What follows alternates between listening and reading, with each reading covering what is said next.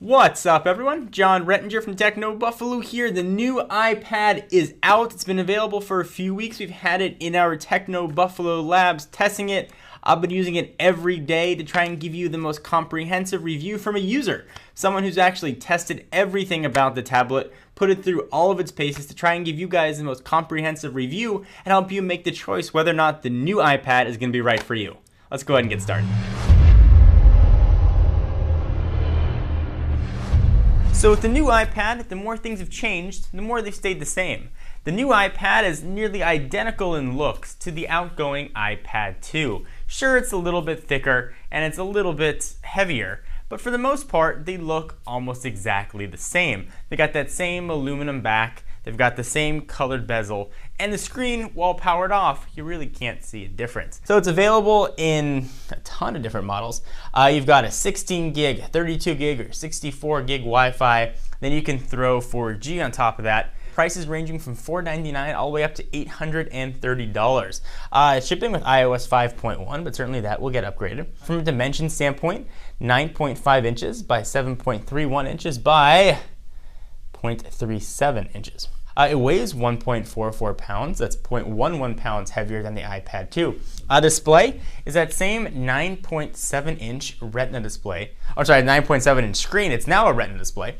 It's an IPS screen with a resolution of 248 by 1536, 42.5 watt hours. Apple says it can be good for about 10 hours on Wi-Fi or 9 hours on 4G. Processor, we're looking at an A5X 1 gigahertz dual core chip with quad core for graphics. We've got a gig of RAM in here. So we've got a 5 megapixel camera that can shoot video at 1080p. It's actually the same lens system as the iPhone 4S. On the front, we've got the same VGA camera that we had on the iPad 2. 4G LTE on both Verizon and AT&T. The big upgrade here is, of course, a Retina display found on the new iPad. Unfortunately, the biggest upgrade is also the one that I can't really show you. It's not going to do it justice to see it streamed on whatever you're watching this video on.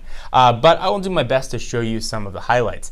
If you saw the video I did comparing this to the iPad 2, that's the best way you can see a difference. The pixels are extremely bright, and there's many more to be lit up here. So there's been a lot of talk about the iPad heating up, so thought it'd be appropriate to show it here with some fire. It has run a little bit warm, but I haven't had any sort of extreme heating issues that others are reporting. So at least in my model, that appears to be a little bit blown out of proportion. Text looks absolutely incredible. I never thought the screen on the iPad 2 was bad. In fact, it always looked pretty good to me. But this definitely looks better, extremely crisp. I always had a hard time reading books or long articles on an LCD display. It hurt my eyes. I preferred e-ink.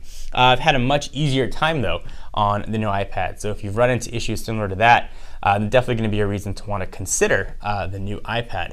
But let's talk about something that I can show you. Speed.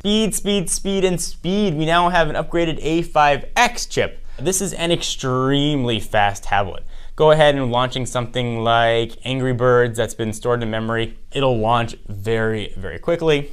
There you go, Angry Bird Space. Go ahead and get your space gaming on. Actually, you can check out a full review we did of this game. It's actually been one of my favorite games out there. But things just work, and they work very well, and they look beautiful while you're doing them. Let's go ahead and take a look at something like Infinity Blade, which traditionally has a very long load time. It's currently one of the most graphically intensive games, but it looks absolutely beautiful here. The benefit of the new iPad versus the outgoing is certainly quad-core graphics, but we should see those benefits come in the coming months as developers start to take advantage of what the new iPad can do. We need to see software optimized for the hardware. So not a giant difference right now between the new iPad and the iPad 2, but presumably this is going to show itself as a gaming powerhouse. The camera, certainly better and definitely improved. Video quality on the new iPad is certainly improved as well, 1080p video, and the 5 megapixel sensor definitely takes nice pictures. The speaker on this guy, while looking almost the same, is markedly louder. So if you use your speaker to play music, or if you use it for Skype, you're going to have a much better experience. And also, the built-in microphone seems to work a little bit better as well. So if you're recording video, you're going to get a much higher audio fidelity here. So in conclusion, this is very much the same iPad that we've seen before, but better in almost every way. But it's still far, far from perfect. I wish we had an improved operating system. I would like to see widgets I think notifications could be revamped to be less obtrusive. You've got Notification Center, but you still have to go through a few steps to access that. I keep referencing back to WebOS and the way it handled notifications. I would love to see something similar baked into the next operating system, iOS 6, hopefully. So despite its shortcomings, this is still the best tablet on the market. It is head and shoulders better than anything else available. From a tablet world, it's the iPad, and then there's everything else.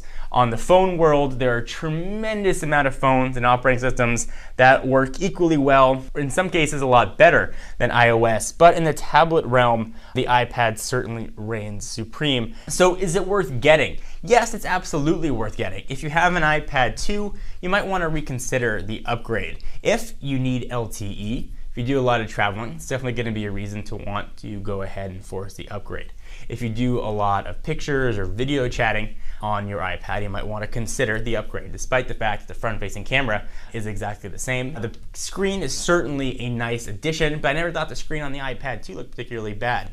Having that double resolution is very nice with the 284 by 1536, but it's by no means a must-have. If you're coming from an iPad 1, absolutely worth the upgrade. If you're looking to first jump into the tablet world, the new iPad is going to be a wonderful addition. This is my tablet of choice. This is what I carry with me when I'm on the road.